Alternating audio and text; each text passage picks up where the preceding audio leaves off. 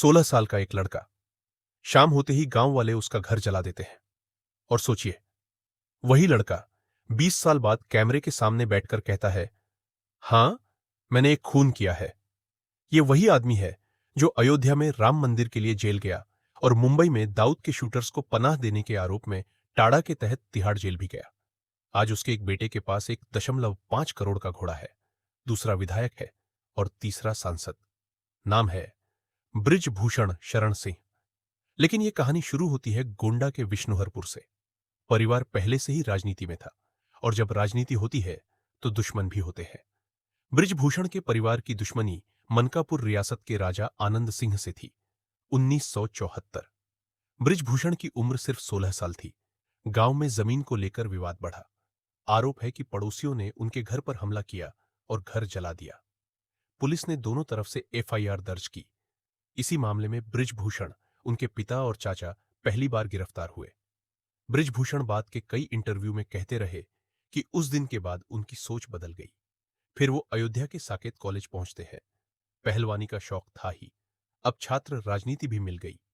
1979 में छात्र संघ के महामंत्री बने। कॉलेज के बाद ठेकेदारी शुरू की। इसी दौरान दोस्ती हुई रविंद्र सिंह से।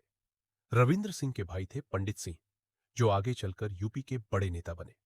फिर एक टेंडर को लेकर गोली चली और रविंद्र सिंह की मौत हो गई।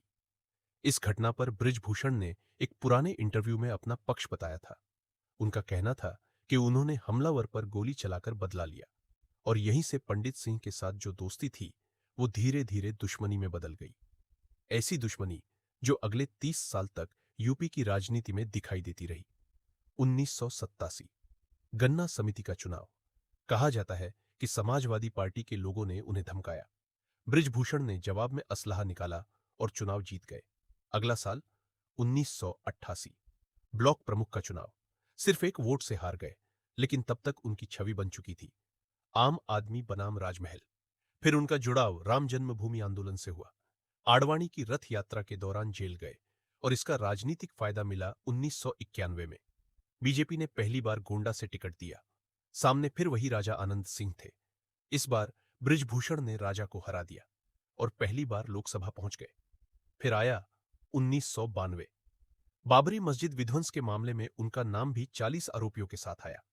केस 28 साल चला।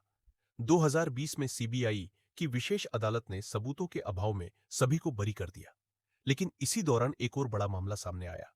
मुंबई के जे अस्पताल शूटआउट की जांच में सीबीआई ने आरोप लगाया कि दाऊद इब्राहिम गैंग के शूटर्स का कनेक्शन बृजभूषण से था। टाड़ा लगा और बृजभूषण तिहाड़ जेल पहुंच गए। जेल में ही एक और बात सामने आई। खबर थी कि अटल बिहारी वाजपेयी ने उन्हें पत्र लिखकर हौसला बढ़ाया था। 1996 का चुनाव। बृजभूषण जेल में थे, इसलिए उनकी पत्नी केतकी सिंह ने गोंडा से चुनाव लड़ा और जीत गई। बाद में टाड़ा मामले में बृजभूषण बरी हो गए। 1998 में हार मिली। 1999 में वापसी हुई। फिर आया 2004। मायावती सरकार ने गोंडा का नाम बदलने का ऐलान किया। बृजभूषण ने इसका विरोध किया। पार्टी से भी टकराव हुआ। गोंडा से टिकट काट दिया गया और उन्हें बलरामपुर भेज दिया गया। इसी दौरान गोंडा से बीजेपी के नए उम्मीदवार घनश्याम शुक्ला की वोटिंग वाले दिन सड़क हादसे में मौत हो गई। इस हादसे पर राजनीतिक आरोप लगे। बृजभूषण ने एक इंटरव्यू में बताया था कि अटल जी ने उन्हें फोन करके पूछा था, मरवा दिया? लेकिन 2004 में एक और त्रासदी हुई। उनके सबसे बड़े बेटे शक्ति सिंह ने आत्महत्या कर ली। यह उनकी जिंदगी का सबसे बड़ा निजी सदमा था। 2008 राज्यसभा में क्रॉस वोटिंग के आरोप लगे। बीजेपी ने उन्हें पार्टी से निकाल दिया और वो समाजवादी पार्टी में चले गए। हां, उसी पार्टी में जहां उनके पुराने दुश्मन पंडित सिंह भी थे। 2009 में कैसरगंज से सपा के टिकट पर लोकसभा चुनाव जीते और 2011 में उनकी जिंदगी में एक नया अध्याय शुरू हुआ। रेसलिंग फेडरेशन ऑफ इंडिया के अध्यक्ष का चुनाव। सामने थे कांग्रेस के दीपेंद्र हुड्डा। बृजभूषण सिर्फ 2 वोटों से जीते और अगले 12 साल तक भारतीय कुश्ती पर उनका दबदबा रहा। 2014 में वो बीजेपी में वापस आ गए। कैसरगंज से 2014 और 2019 दोनों बार जीते। फिर 2021 रांची नेशनल चैंपियनशिप के दौरान एक युवा पहलवान को मंच पर थप्पड़ मारने का वीडियो वायरल हो गया। आलोचना हुई, लेकिन असली बड़ा विवाद अभी बाकी था। 2023 विनेश फोगाट, साक्षी मलिक और बजरंग पूनिया जंतर मंतर पहुंच गए। बृजभूषण पर यौन उत्पीड़न के गंभीर आरोप लगे। दिल्ली पुलिस ने 2 एफआईआर दर्ज की। एक पॉक्सो एक्ट के तहत नाबालिग पहलवान की शिकायत पर थी। 2025 में बयान बदलने के बाद दिल्ली पुलिस ने इस मामले में क्लोजर रिपोर्ट दाखिल कर दी। दूसरा मामला 6 महिला पहलवानों की शिकायत पर अभी अदालत में विचाराधीन है।